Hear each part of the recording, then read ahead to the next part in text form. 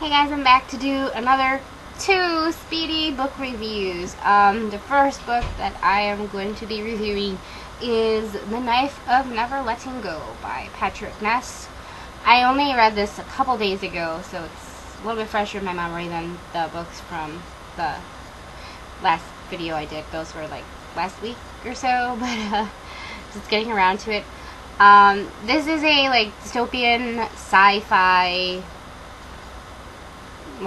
coming of age novel about a boy named Todd Hewitt who lives on this planet called New World in a city called Prentice Town. It's a very small town where there are only men. Supposedly, when settlers came from the old world, I'm assuming Earth, to go move to this planet, there is the Spackle, which are the native alien race that live on the planet, unleashed this germ on them in a war which killed all the women and left the men with this thing called the noise, which is they all have the ability to hear each other's thoughts all the time, and that's just the noise. Like, you can hear everything anyone is thinking, including animals. Plus, the germ also made all animals be able to talk. So, interesting world they live in. Todd is really not happy in this world, let's just say. His parents are dead. He is about to turn 13 in their 13-month year world, like in about a month's time, and he is the youngest in his town, so he is the last one to become a man, because at their age 13 you go from boy to a man automatically. When he is with his dog Manchi, like in the swamp, and they're supposed to be getting apples, when all of a sudden Todd finds a hole in the noise, which is like something where there is no noise, and he's obviously very confused. And when he goes to ask his surrogate parents about it, they're like, crap, you've got to get out of here. And I don't want to spoil anything in the book, but it's basically him on the run from the corrupt leaders in the town. I love this book, and I gave it a 5 out of 5 star rated story, and I just found it really engrossing. Some of the twists of the past I did feel were obvious. Maybe I'm just getting too used to plot twists that I'm able to spot most of them coming from a mile away, but still, really, like, the big secrets are not revealed until way in the end. So by that point, if it had been revealed sooner, I probably would have been like, oh my god. But by that point, I was able to work it out for myself. And he's also on the run with this girl, Viola, who is a new settler from New World, and her parents died in their ship crashed when they landed, and her parents were killed. So she's alone, and she's on the run with him because obviously his town is only men, and she doesn't fit in, and I don't want to spoil anything, but they developed like a trusting, like, friendly relationship. Hints that there will be a romance later on, but it's not what happens in the usual YA books. Maybe because the characters are younger, that's probably part of it. That's why I like these relationships with younger characters better, because they take longer to develop. It's not like all of a sudden the end of the book, like, I love you, like, even in the ones without insta love. By the end of the book, they're usually in love. This, it's like the beginning of development, that things will only go from here, which I really find refreshing. I know, again, I didn't know about this going into the book. There's some, like, very small, like, religious undertones in here. I don't know if it's meant to be a religious book at all, but a lot of the settlements that came to this world are religious, including Todd's, but also his minister is described as just being completely crazy. But yeah, they all seem to be like everyone seems to be religious in some way, which I just thought was interesting. It's really not a huge deal in the book, but yeah, I love this book, and I give it a 5 out of 5, and I cannot wait to read the rest of the series. I really just hope that the sequels don't end up letting me down, as sometimes happens. So this one is highly recommended. The next book I have, which I just finished reading today, like I read it just like, I started it yesterday, I think, maybe the night before that, who knows, and I finished it just a few hours ago, is The Girl of Fire and Thorns by Carson. This is about, it's a high fantasy book set in a different world. It's got a lot of Spanish influences in it. The characters all have like Spanish names, and there's and like place names, and all the names pretty much look like they came from Spanish.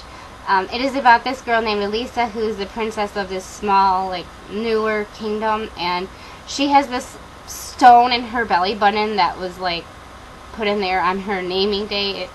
It's called a God stone, and it is actually like a gift from God that every 100 years someone is has that God stone, and they are supposed to perform like some great task. They were like chosen by God, and so she is secretly married off to this king of a neighboring, like, older kingdom, and she's supposed to, like, she doesn't know what she is supposed to do with her God stone, pretty much, like what her calling is going to be.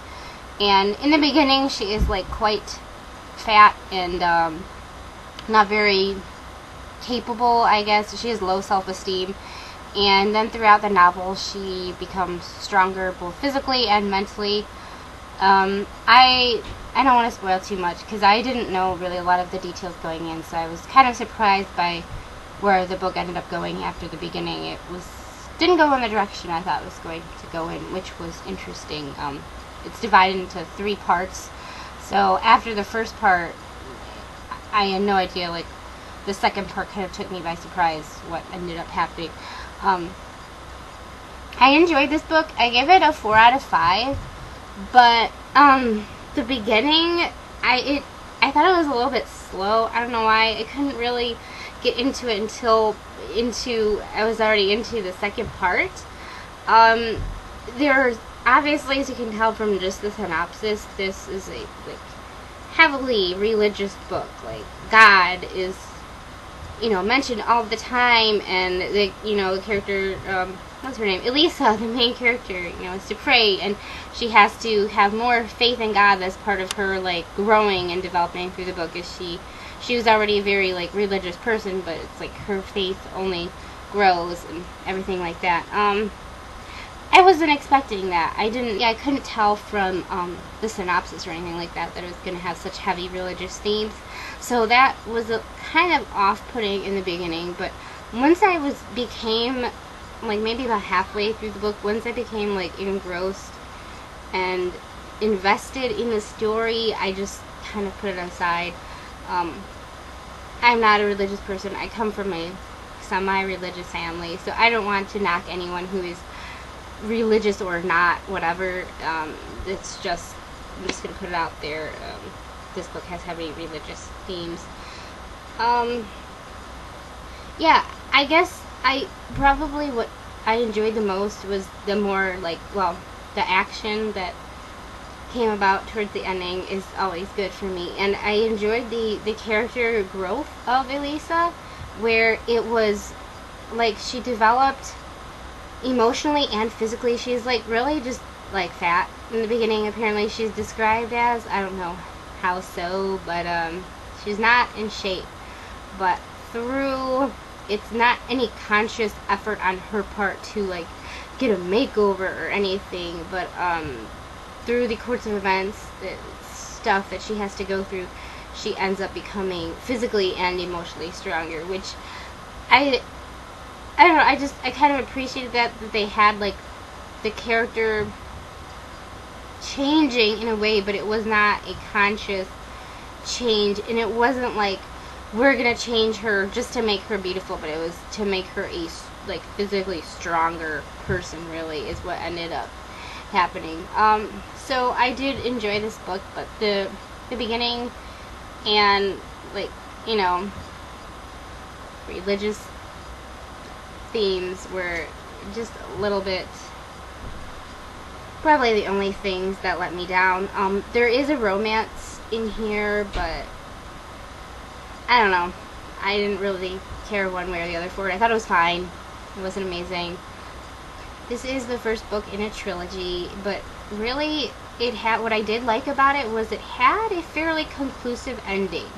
There was no cliffhanger, anything like that. It does, you know, leave you with the sense that there's going to be more to come, but really, this could have been pretty much close to a standalone. Like, it's close to being a standalone, which I appreciated because cliffhanger endings are just being kind of overused now. So, yeah, I do recommend this book, but just, you know, be warned about some of the themes in it. If any of that is not your cup of tea, maybe be wary of this book. But, yeah, 4 out of 5 for The Girl of Fire and Thorns.